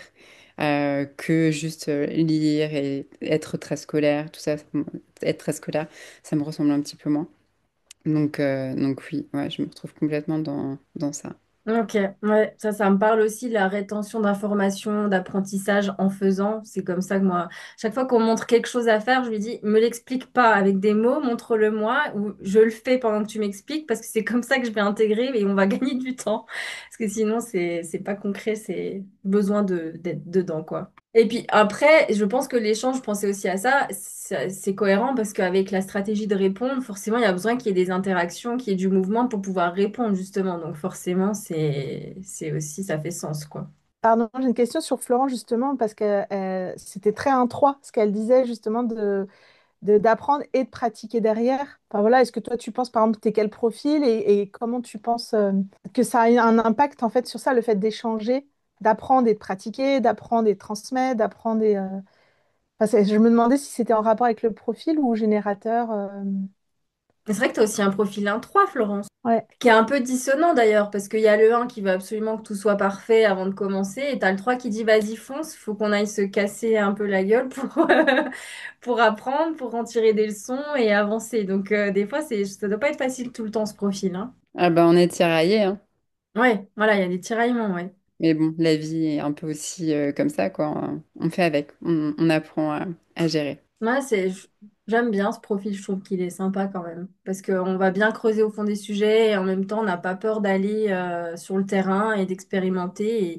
Et ça aide beaucoup les autres, du coup, parce que c'est des expériences qui bénéficient aussi au collectif, vu que les erreurs potentielles que vous pouvez faire, ça va permettre à d'autres de ne pas les refaire. Donc, vous avez aussi un peu ce truc de mentor, quoi, de bah, moi, je suis passée par là, si je peux t'éviter deux, trois détours, je le ferai, quoi. Il y a un peu de ça. Oui, Ambre. J'ai aussi une question parce que je trouve ça assez formidable que toutes les deux, là, vous ayez le même profil, le 1-3, que donc je ne connaissais pas, je découvre. J'entends qu'il y a cette espèce de un peu paradoxe entre les deux, ce que tu viens d'évoquer. Donc, j'ai jumpé sur le mien et sur ce que je sais. Pour faire très bref, le 2 et le 5. Le 2, c'est l'ermite, donc seul dans sa grotte et tout ça, ce qui me caractérise totalement. Et en même temps, le 5, c'est on vient te chercher en permanence parce que les gens ont l'impression que tu détiens les solutions. Et donc, ma question pour toi, et aussi pour Chloé, pourquoi pas en tant qu'experte, est-ce que les profils, ce sont toujours des paradoxes comme ça? Le côté, parce que vous, c'est je veux faire de suite, enfin, ce que tu disais, et le côté ermite, bah, laissez-moi tranquille, et 5, tout le monde vient me déranger. Tu vois, il y a aussi un paradoxe. Est-ce qu'on le retrouve dans tous les profils? Non. Il y a certains Ah, profils d'accord. qu'on dit qui sont un peu dissonants justement parce que les lignes sont contradictoires. Mais ils sont pas tous comme ça, non. Mais effectivement, Ok. le 2-5 aussi, parce que oui, il y a ce besoin d'être seul, d'être isolé, de s'isoler. Et en même temps, le 5 c'est aussi, il y a une grosse dimension collective d'universel. Et puis, les gens ont l'impression que tu peux tout le temps les sauver. Donc oui, d'être souvent sollicité pour venir apporter les solutions, comme tu le dis. Alors que toi, tu as besoin d'être tranquille, ça vient se confronter. Mais bon, avec le temps, ça s'ajuste aussi. On apprend à naviguer là-dessus. Je sais pas si Chloé, tu veux rajouter quelque chose sur ça. Non, mais il y a des profils harmonieux. Par exemple, je sais que les profils 1-3 s'entendent très bien avec les 4-6. Enfin, voilà, ensemble, les profils vont coller parce que les lignes vont être harmonieuses. Le 1-4 ensemble est harmonieux. Donc voilà, il y a des choses qui sont pas forcément dissonants. Mais ça fait les paradoxes, c'est aussi ce qui font grandir l'humain. Enfin, tu vois, le côté j'ai besoin de connaître les choses, mais j'ai besoin d'expérimenter et de voir à quel point je me trompe. Enfin, après. Il n'y a pas un mieux que l'autre. Le fait d'être en harmonie ou en dissonance, Mm. voilà. Non, puis cette dissonance de départ, je pense elle est là aussi pour vraiment extraire beaucoup de sagesse. Et quand on arrive à équilibrer chaque ligne, en fait, elle s'harmonise. Donc, c'est aussi un travail qui permet ouais, de bosser sur soi et d'apprendre à poser ses limites, de ne pas avoir peur de toujours attendre pour faire les choses, de pas être dans le perfectionnisme absolu qui paralyse. Enfin, il y a plein de choses chouettes à retirer de tout ça. Moi, j'ai le profil 4-6, il n'est pas forcément paradoxal. Mais c'est vrai ce que tu dis qu'on s'entend bien avec les lignes 1-3. J'ai beaucoup de lignes 1-3 dans mon entourage. Ouais, effectivement. Est-ce que c'est plus clair pour toi, Ambre? Ouais, ok. Alors, qu'est-ce que c'était ma prochaine question? Ah oui, quelle est votre... Alors, super important, je trouve, pour des générateurs. Quelle est votre relation au travail? Déjà, en termes de valeurs, est-ce que ça fait partie de vos valeurs? Est-ce que le travail, c'est un devoir, une passion? Est-ce que c'est plutôt une source de satisfaction? Comment ça se passe pour vous? Bah, je vais commencer. Pour moi, j'ai pas été élevée avec ce conditionnement que le travail était une valeur. Du coup, je l'ai toujours vu comme une contrainte de il faut trouver un travail, il faut un CDI. Donc, on va dire que ça a été le non-soi de ma vie de choisir un travail qui me met en sécurité, machin, là. Mais depuis que je suis entrepreneur, ça fait depuis 2022. Plus là, complètement à mon compte, c'est devenu presque ma valeur numéro une. En fait, le fait de changer, de faire quelque chose qui m'anime et qui me plaît, j'ai de l'énergie tout le temps à dispo pour travailler. Donc ça, c'est pour ça que je disais aussi au début que je me suis pas reconnue dans le profil générateur parce que j'ai dû l'apprendre en 2019, un truc comme ça, 2018. Bah, j'étais dans mon job salarié, j'avais pas commencé mes formations sur l'humain, le dev perso. Je me disais, non, mais le travail, c'est juste l'enfer pour moi. Enfin, c'est quelque chose qui est juste pour me ramener un salaire, point. Et j'avais pas de source d'épanouissement. Et franchement, bah, en fait, ça a tout changé. Et oui, je suis capable de travailler. J'ai d'ailleurs du mal à m'arrêter, que ce soit le soir, le week-end. Mon travail, c'est ma passion. Enfin, voilà. Donc, j'ai de l'énergie à dispo tout le temps. Donc, peut-être que c'est un piège hein, de, de choisir un travail qui est une passion. Mais ouais, en tout cas, c'est devenu une valeur très importante dans ma vie. Très bien. Non, mais je pense que de toute façon, du moment que ouais, tu es épanoui, qu'il y a du sens dans ce que tu fais, que tu es profondément animé, c'est voilà, c'est bien. C'est dur de déconnecter, mais tant mieux, ça veut dire que tu as vraiment trouvé ta voie qui te passionne, quoi. Et c'est chouette. Oui, mais je le vois par rapport aux projecteurs qui aimeraient, par exemple, faire les mêmes choses, mais qui peuvent fatiguer ou c'est trop pour eux ou quoi. Moi, c'est vrai que la différence que je perçois, que même quand on aime ce qu'on fait, on n'a pas toujours l'énergie dispo. Perso, je trouve que du coup, c'est une chance quand même d'être générateur et de pouvoir bah, avoir toute l'énergie pour développer ses projets, d'y aller à fond, de surdélivrer. Enfin, voilà. Non, c'est vrai ce que tu dis. Ouais. Et le burn-out, il est vraiment dû au fait que j'étais dans un non-soi et non le fait que j'en faisais trop, alors qu'un projecteur peut faire un burn-out parce que, il n'a pas assez d'énergie, etc. Donc voilà la nuance pour moi. Ouais, clairement. Ouais. Les générateurs qui sont dans l'épuisement, voire que ça va jusqu'au burn-out, en général, c'est souvent pas trop. C'est juste, c'est pas, ça anime pas quoi ce qu'on fait. Du coup, les personnes s'éteignent. Mm. Ok. Et pour vous autres? Moi, je ne sais pas si ça a été une valeur ou si ça l'est toujours. En tout cas, c'est sûr que j'ai commencé à travailler jeune, j'ai commencé à travailler quand j'étais étudiante, avec l'envie d'être autonome. Et ce que j'ai toujours recherché dans mes jobs, que ce soit des jobs alimentaires ou des jobs, ça doit m'animer. Je dois être épanouie, je dois me sentir satisfaite d'un côté ou d'un autre. Et c'est ça que je recherchais vraiment. Et parce que pour moi, c'est pas possible de faire un travail. Enfin, et de toute façon, enfin, je pense que ça a dû m'arriver une fois ou deux de tomber sur des tâches où vraiment je m'ennuyais et c'était horrible et aucune énergie, etc. Enfin, moi, je peux pas rester dans des contextes comme ça. Donc, il faut au moins qu'il y ait un petit truc qui m'anime. même si c'est pas tout, parce qu'on sait bien que tout n'est pas tout le temps parfait. Quoique là, je viens de me lancer donc, du coup dans cette nouvelle activité, même les trucs d'administration me paraissent OK. Donc tout est OK, je suis là, je suis en mode, ouais, c'est trop bien, j'adore, voilà, j'ai plein de trucs qui me viennent, etc. Donc là, je découvre le travail passion, mais ouais. Et en tout cas, je me suis jamais dit, je peux, enfin, arrêter de travailler ou oh, le travail c'est horrible. J'ai envie de contribuer à quelque chose. Enfin, j'ai toujours eu ce sentiment de j'ai envie de contribuer à quelque chose dans ce monde. Et comment, enfin, plutôt la question c'était comment je le fais, quoi.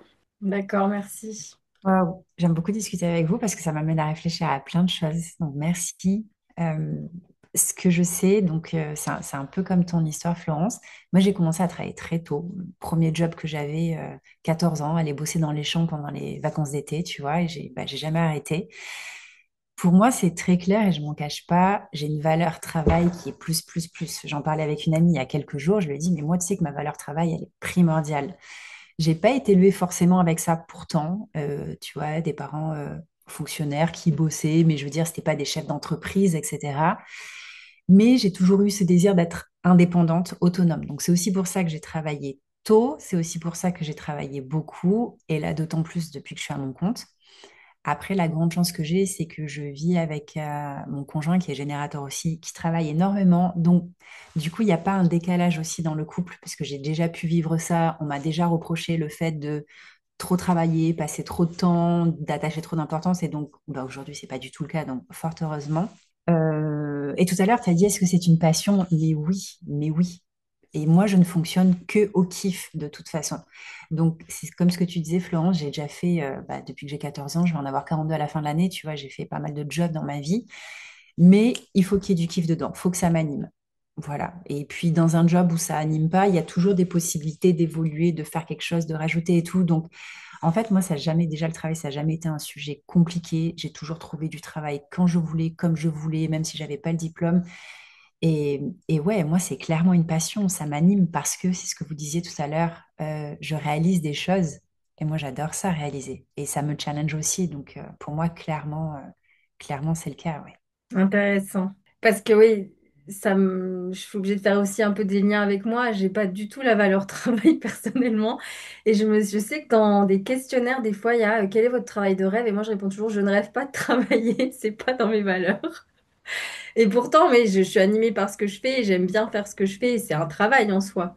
Et quand je prends du plaisir dans un job, même un job alimentaire, parce qu'il y a une bonne ambiance, parce que voilà, j'aime bien ce que je fais, je suis contente aussi. Mais c'est vrai que c'est pas une priorité. Et c'est vrai que chez les générateurs, pour avoir vécu avec des personnes générateurs, c'est quelque chose d'important. Mm. D'ailleurs, bah, je fais un peu une transition comme tu as évoqué ton partenaire qui est générateur. Je ne sais pas si vous êtes tout en couple ou pas. Est-ce que vous êtes avec des personnes d'un autre type? Comment ça se passe? Ou même des fois, si vous avez encore vos parents. Je sais que c'est marrant de regarder quel type ils ont ou les frères et sœurs et de voir un petit peu les différences. Parce que des fois, après, sous l'angle du human design, ça peut parler. Je dis toujours le human design, c'est bien pour soi, mais c'est aussi hyper important pour nos relations, nos interactions avec les autres, de comprendre comment les autres fonctionnent. C'est aussi ça le but du human design. Donc, est-ce que vous êtes en couple et est-ce que vous êtes sur un type différent? Du coup, Ambre, non, vous êtes les deux générateurs. Moi, je suis en couple et je suis avec un type différent. Les projecteurs. Projecteur, ok. Donc, parfois on se comprend et parfois c'est plus compliqué. Ouais, j'ai été avec plusieurs générateurs. Quand on connaît un peu l'human design, je trouve que c'est plus facile parce qu'on comprend mieux la mécanique énergétique de chacun. Moi, je sais que je me suis mis beaucoup de pression avec les générateurs parce que je sentais ce besoin de se dépenser, de faire des choses dans la journée. Et du coup, je sais que je me stressais pour prévoir des week-ends, organiser des choses à faire, pour en gros divertir mon générateur. Alors que moi, j'avais juste envie de rester à la maison et de rien faire. Mais je sentais une culpabilité parce que je le voyais s'agiter si on restait à la maison. Il n'arrêtait pas de marcher, d'aller dans tous les sens. Et ça m'apportait du stress, ouais. Ah, mais je pense que la difficulté, elle est là, c'est qu'on n'a pas le même... Enfin, j'ai mis un peu de temps à le comprendre et quand j'ai fait son human design, j'ai fait, ah mais oui, ça y est, c'est bon, je comprends mieux. Mais la rythmicité de vie est pas du tout la même, effectivement, quoi. Je Mm. pense que nous, on a cette énergie en nous, on a besoin de la mettre quelque part, etc. Vous, les projecteurs, c'est plus calme, plus tranquille, les choses, on prend le temps, etc., etc. Du coup, faut trouver l'équilibre pour que chacun ait sa zone où il est bien avec son rythme et la zone où on arrive à se retrouver pour passer des bons moments ensemble qui vont à chacun. Mais quand j'ai fait son design, ouais, franchement, je l'ai mieux compris en fait. Et je pense que du coup, ça m'a aidé aussi à l'accepter comme ça et pas essayer de le changer quoi, en me disant, bah, c'est dans sa nature et je vais pas aller lui mettre la pression parce que il a pas organisé le week-end comme moi je l'aurais fait, etc., etc., quoi. Hmm. Ouais, mais c'est ça qui est précieux, je trouve, quand on arrive à capter déjà rien que le type énergétique et à se dire, OK, on n'a pas le même rythme, donc faut se respecter les uns les autres dans nos rythmes et trouver un juste milieu où on se retrouve et on arrive à s'épanouir ensemble. Et c'est un bon travail. Et ouais, ça me fait penser vraiment. Enfin, tu vois, la phrase qui m'est venue, moi, c'est le générateur, il fait pour être. Enfin, il y a un côté où il arrive à être parce qu'il fait. Et le projecteur, juste, il est. Donc, la dissonance, elle peut être là aussi sur. On a besoin d'être en mouvement, mais c'est pas forcément, en plus, des trucs dans tous les sens, hein. Enfin, des fois, c'est juste faire quelque chose. Qu'est-ce qu'on fait aujourd'hui? Tu vois, c'est genre la question ouverte, ça va. Qu'est-ce qu'on fait aujourd'hui? Il y a toujours des réponses. Donc pour ma part, moi je suis mariée avec un générateur 4-6. Lui, c'est autorité sacrale. J'ai des jumeaux générateurs et un fils projecteur. Et du coup, on a tous les cinq la racine définie. Le pauvre, le projecteur. Bah, surtout que cinq racines définies ensemble, bah c'est voilà, on y va, c'est électrique, on a de l'énergie. Et mon fils, en tant que projecteur, lui, il a juste que le spleen la racine définie. Donc, il est dans un fonctionnement conditionné de générateur. On le voit parce que du coup, il pense qu'il a une énergie à dispo toujours, mais c'est pas forcément le cas. Et c'est vrai que nous, on est très speed du coup. Et cet été, enfin là, du coup, je parle pas de mon mari, mais je parle de mon fils qui fait la différence. C'est que bon, il passait de la troisième à la seconde. Il était assez fatigué par le brevet. Il a passé 2 mois à l'horizontale. Et je l'ai laissé. En fait, au lieu de lui mettre la pression de sors, va au basket, enfin, parce qu'il a cette habitude de bouger, là, il est en pleine croissance. Et vraiment, je l'ai laissé avec ses livres. Je lui ai dit, va dehors au soleil, mets-toi un transat. Et en fait, il a passé son été à faire rien, enfin rien, tu vois, à être, on va dire, plutôt que faire rien. Et voilà. Et ça, j'essaye d'éduquer un petit peu mon mari à ça, qui va être plus dans le t'as pas fait ça, t'as pas fait ci, voilà. Et nous, on a quand même un fonctionnement de faire par rapport à. Et c'est OK, justement, parce que c'est normal. Bah, qu'est-ce qu'on fait aujourd'hui? Bon, on va faire ça, ça, ça, ça, ça. Bon, entre-temps, vide le lave-vaisselle. On est toujours en mouvement. Et mon fils, on se rend de plus en plus compte qu'en fait, il s'est conditionné à nous.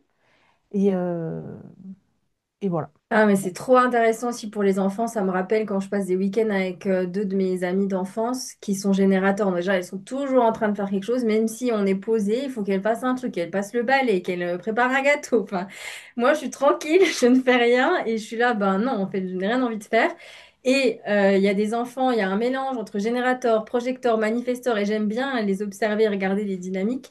Et je trouve que ben, c'est hyper chouette que tu aies cette sensibilité-là avec le Human Design, justement pour ton enfant projecteur, parce que le danger pour tous les types dits non énergétiques, entre guillemets, parce qu'on n'a pas le sacral activé, c'est de nous brancher à votre sacral et de ne pas savoir quand s'arrêter, en fait. Parce qu'on prend, on est avec votre énergie, et du coup, on a une énergie nouvelle et on fait, on fait, on fait. Et on doit savoir nous-mêmes poser notre propre limite à un moment donné pour pas trop s'épuiser parce qu'en fait, on n'est pas sur notre propre énergie. Donc ça, c'est... Et je rajoute à ça que je fais très attention justement à son sommeil pour qu'il dorme dans son aura, parce que voilà, enfin, le générateur a une aura qui n'est pas la même que celle du projecteur. Et de baigner dans l'aura des générateurs, il faut qu'il puisse avoir des moments. Voilà. Donc, il a vraiment sa chambre à lui. J'ai essayé d'éloigner les lits de mes jumeaux. Ils sont dans un coin de la maison. Mon fils, il est dans l'autre coin pour qu'il y ait, ouais, il y a 5-6 mètres d'écart. Donc, ça permet vraiment. Bon, il est en dessous de nous. Donc, il est quand même dans une aura. Mais il a ce coin où il peut lui-même être dans son aura. J'essaye le plus possible l'isoler. Euh, Pas facile. Et de décrasser aussi sa racine, enfin le sacral, mais aussi de bouger sa racine, parce que oui, ça le conditionne énormément. Mais nous, entre générateurs, je pense qu'on est heureux. Enfin, on est heureux. Je dis pas qu'on est malheureux avec des projecteurs, mais on se pose pas de problème par rapport aux to-do list géantes, etc., quoi. Ouais, ouais, tout à fait. Et oui, le sommeil est tellement différent entre générateur MJ et le reste. c'est bien que ton fils il puisse s'isoler, revenir à se débrancher un peu des autres, être dans sa bulle avant de se coucher, alors que les générateurs, vous êtes fatigués, il faut aller vous coucher et basta. Voilà. Donc c'est vraiment des dynamiques différentes. En parlant de ça, j'interviens, petite anecdote entre moi et mon compagnon. Lui, c'est du genre à faire son minimum enfin, son minimum de lever, je pense que c'est 9h30, voire 10h30 le matin. Moi, je me réveille pour me lever à 6h, donc l'écart, il est vachement grand aussi Ouais. par rapport à ça. Donc, ouais. Et pareil, c'est plutôt le soir, il traîne, il est là, il a envie de faire plein de trucs. Et moi, à 22h30, je suis en train de décéder. Donc, parce que j'en peux plus, je suis vannée. Donc, pareil, je m'endors toujours. Il va se brosser les dents, il revient, je suis endormie. Je dors Ouais. déjà. Ouais. Et oui. Mais après, moi, ouais, ça dépend. Mais moi, je suis une lève-tôt, donc ça va. Mais oui, c'est vrai que c'est des rythmes différents, effectivement. Moi, avant de coucher, j'ai besoin de lire un petit peu, de prendre le temps, de faire des méditations, ouais, d'être un peu dans ma bulle aussi. Alors que quand j'étais avec un générateur, il va se coucher, il dort direct. D'ailleurs, ça peut être très frustrant pour nous quand on parle de frustration, des fois. On se dit, bah non, en fait, on va pas se coucher tout de suite. Ok, bah on arrive gentiment à la fin. Qu'est-ce que j'avais comme autre question? Ouais, est-ce que dans votre parcours, donc il y a eu un ou plusieurs moments où vous avez senti justement que vous étiez éteinte dans votre énergie et comment est-ce que vous avez réagi? Ok, je veux bien commencer. Quand tu as prononcé ces mots, spontanément, j'ai pensé à une ancienne expérience professionnelle que j'avais démarrée, qui me mettait beaucoup en joie parce que j'avais pris des responsabilités très rapidement et que moi, ça m'animait, etc. Sauf que aussi très rapidement, je me suis rendu compte qu'en termes de valeur entre la personne et moi, enfin, voilà, ça collait pas du tout. Et j'ai commencé à m'éteindre petit à petit et j'ai commencé à disparaître humainement petit à petit dans cette expérience professionnelle-là. Alors mon travail, en fait, je focalisais tout dessus, donc ça a créé un gros décalage aussi avec l'équipe parce que je le schématise, je le surjoue un peu, mais j'étais un peu le robot sans émotion qui faisait que travailler. Donc, enfin, moi, à l'époque, j'avais ma supérieure qui le prenait super mal parce qu'elle se comparait. Enfin, bon, voilà, ça amenait que des choses vraiment pas saines du tout. Et bah, tout à l'heure, vous parliez notamment avec Chloé aussi de ce burn-out que les générateurs peuvent avoir, non pas parce que trop travail, mais parce que plus de... Enfin, ça, ce sont mes termes, plus de kiff, en fait. Et c'est ce que j'ai vécu. Je ne l'ai pas trop accepté, mais c'est ce que j'ai vécu. Et donc, ouais, moi, spontanément, ça me fait penser à ça. Et bah, j'ai quitté mon job, tout simplement, parce que, bah, comme je le disais, en fait, du travail, pour moi, il n'y a aucun souci, j'en retrouve. Et ce qui m'anime vraiment, c'est de pouvoir m'épanouir dedans, ce qui, je pense, devrait être la base de tout le monde, en fait. Je trouve ça tellement malheureux de se dire qu'on s'oblige à faire quelque chose parce qu'on a des factures à payer, tout ça, alors que, bah, que sans le kiff, enfin, pour moi, il y a zéro intérêt, tu vois. Et attention, il n'y a aucun jugement là-dedans, hein. Chacun fait comme il peut, bien entendu, et voilà, mais c'est pour ça que, voilà, bah, comment j'ai réagi, je me suis éteinte. Alors, ça a duré très longtemps parce que j'avais pas aussi la maturité pour partir et puis j'étais pleine de peur et de croyances à ce moment-là. Mais, euh, mais en même temps, maintenant avec le recul, ça a duré très longtemps, mais je me juge pas là-dessus parce que ça m'a permis de faire plein de choses à côté. Je sais plus qui disait, je crois que c'était toi, Chloé, qui disait ça tout à l'heure, où en fait, j'ai développé l'entrepreneuriat à ce moment-là. Je me suis formée sur plein de choses, j'ai fait plein de projets et donc, bah ouais, c'était pas hyper cool dans cette expérience. Mais en vrai, à côté, ça m'a libéré plein de choses et ça m'a amené à où je suis aujourd'hui. Donc, j'ai zéro regret là-dedans, quoi. Ouais, ok. Oui, comme tu dis, hein, ça t'a permis justement de développer d'autres choses à côté. Tu t'es concentré sur autre chose et aujourd'hui, tu es à ton compte. Et voilà, c'était une expérience nécessaire, un bien pour un mal pour un bien, comme on dit. Moi, je vous ai partagé mon travail, mais j'ai une expérience plus récente et concrète sur le fait de m'éteindre et de voir que j'ai plus l'énergie. C'est que j'avais, donc moi, avant de m'adresser aux entrepreneurs, j'étais sur des cibles particulières, les émotions, libérer les blocages émotionnels, etc. Et j'avais lancé une offre. J'étais hyper enthousiaste parce que le processus créatif, tout ça, donc c'était moi dans ça.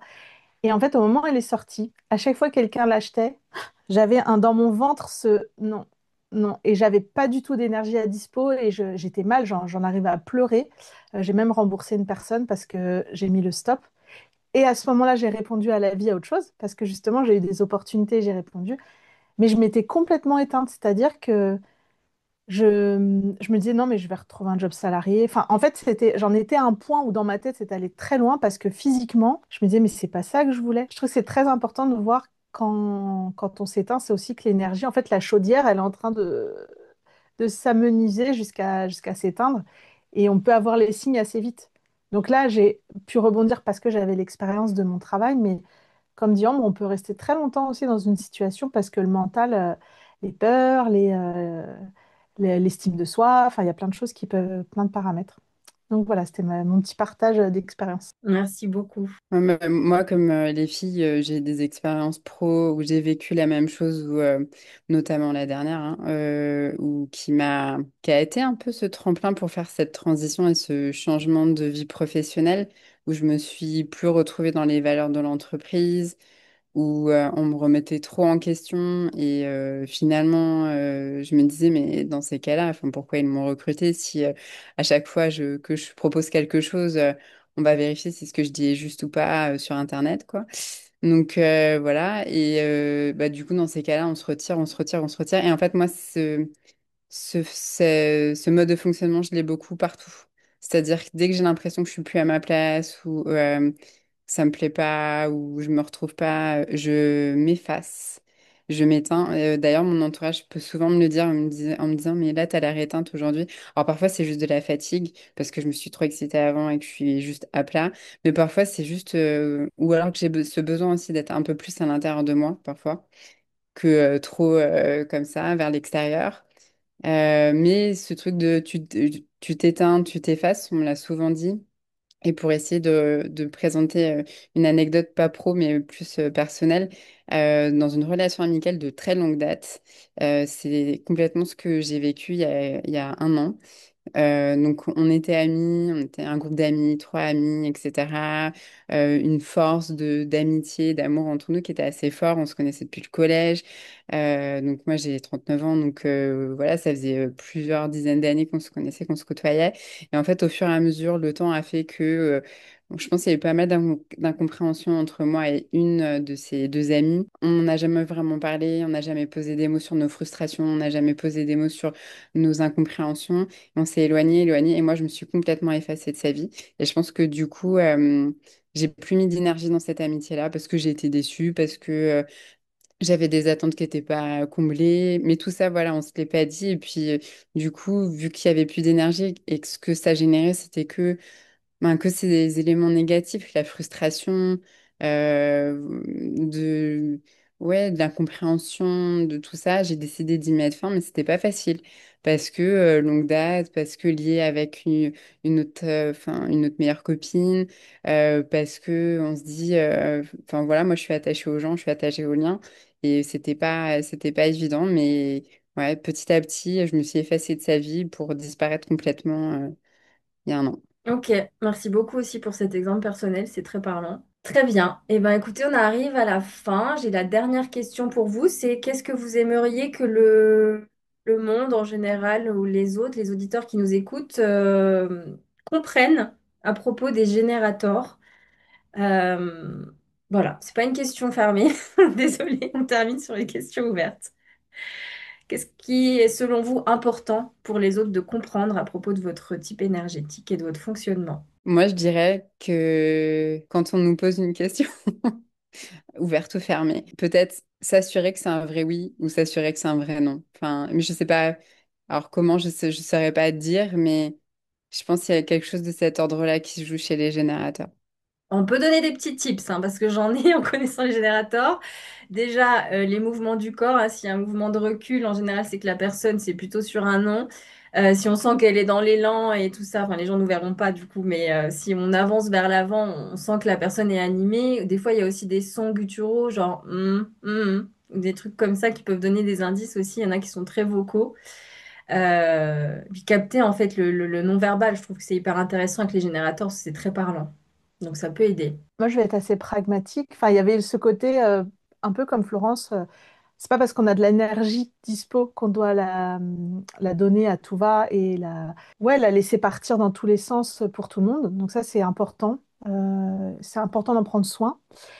Mais l'autre chose, ça vient de me partir de la tête. Je reprendrai après en broche. Ah ouais. C'était important en plus, mais bon, bref, désolée. Pas de souci. Moi, il y a deux choses qui me viennent. Il y a le côté que pour nous, générateurs, en tout cas pour moi, arrêter de dire oui par habitude ou politesse. Donc vraiment, ça rejoint ce que vous disiez, vraiment écouter son corps et tu vois, lire son corps aussi. ma leçon à moi, je dirais, c'est que en tant que générateur, j'ai appris que ma vraie puissance, elle est plus dans la patience de la réponse, dans la patience de répondre, et pas dans l'obsession du contrôle. Voilà. Donc, ce sont les deux choses qui me viennent et qui, à mes yeux, sont super importantes en tant que générateur. Merci. Est-ce que c'est revenu, Chloé? Ouais, c'était sur le fait de faire les choses du début à la fin, non pas par opposition au MG qui peut sauter des étapes. Enfin, en fait, ce que je voulais partager, c'est que c'est important, je pense, qu'on puisse s'accomplir et aller au bout des choses et de nous laisser en fait expérimenter le fait, même si on sait, surtout si on a une ligne 3, même si on sait qu'on va aller à l'échec, de laisser aller au bout du process. Ça, c'est hyper important, je pense, pour un générateur. Bah, je le citais tout à l'heure, le fait que la frustration, elle peut arriver justement parce qu'on n'arrive pas à aller au bout et la satisfaction arriver quand on a réussi. Voilà. En plus du oui et du non, ça peut être hyper intéressant de s'autoriser à aller au bout des choses, même si on sait que ça va pas donner le résultat attendu. De faire un process en entier, voilà. Parce que après, on emmagasine ça pour faire autrement, pour bon après là c'est la ligne 3 qui parle, donc c'est moins pertinent, mais ouais, je pense un truc tout bête, hein, d'étendre le linge. Laissez-moi, enfin, si ça, je parle à mes enfants là. Laissez-moi finir ce que je suis en train de faire. Voilà, je vous réponds après et je fais les choses chose après chose, en fait. Voilà, c'est ça que je voulais dire. Ouais, ça c'est important aussi, c'est vrai, pour les générateurs. Une chose après l'autre, quoi. C'est pas là en mode on fait 15 000 trucs à la fois. Plus d'efficacité, je pense, et de Ambre qui dit oh, je suis pas sûre. Mais ouais, ça peut être pertinent. Mais d'aller jusqu'au bout. Enfin, tu Oui. vois, parce qu'en vrai, fait ça, je comprends. Moi aussi, je fais 15 000 choses à la fois. Par contre, je vais au bout de tout. On m'appelle pugnace, tu vois, donc je vais au bout. Par contre, le générateur, ce qu'il fait, c'est qu'il peut abandonner en plein milieu. Il peut faire plein de choses, abandonner, revenir, etc. Nous, on a un côté où il y a une ligne continue et il y a une pugnacité où même si on fait plein de choses à la fois, on va tout faire et aller au bout de tout. Enfin, voilà. Ok. Et pour ceux qui ne sont pas générateurs, je trouve que c'est intéressant de... Je sais que j'ai déjà vu du soulagement chez des personnes générateurs de qui je suis proche quand je pose une question ou qu'on parle d'un truc et je vois en fait elles hésitent à répondre et en fait moi je sens dans leur langage non verbal que c'est non. Et je leur dis, non, mais c'est bon, c'est non, je sens, ça vibre pas, etc. Et là, je sens, ouais, non, ça vibre pas. Sinon, j'avais envie de dire oui pour faire plaisir ou par politesse, comme tu disais, Ambre. Et moi, je coupe, en fait, je dis non, mais je sens que c'est pas bon, donc non. Du coup, ouais. Donc, si vous sentez ça, n'hésitez pas à rentrer dedans et ça va les soulager, en fait. Je- Ah oui, c'est exactement ça. Ouais, ouais, c'est vraiment, moi, le oui, il vient tellement trop facilement, malheureusement, que si tu vois, si je t'ai en face et que c'est de toi-même, tu le lis sur moi, que c'est un doute, mais quand il y a un doute, il n'y a pas de doute, hein, on le sait très bien. Donc, ouais, ouais, si vous le lisez sur nous, le nom, dites-le, ça va vachement faciliter les choses. Exactement, exactement. Bon, mais je vous remercie beaucoup pour votre présence, pour vos partages. C'était vraiment très chouette. Je mettrai toutes les infos vous concernant dans la description de ce podcast si vous avez des choses à partager. Donc, vous pourrez les retrouver sur les réseaux sociaux, sur leur site web si certaines d'entre vous en ont un, pardon. Et puis, ben, merci pour votre temps et votre présence. Merci beaucoup pour aujourd'hui.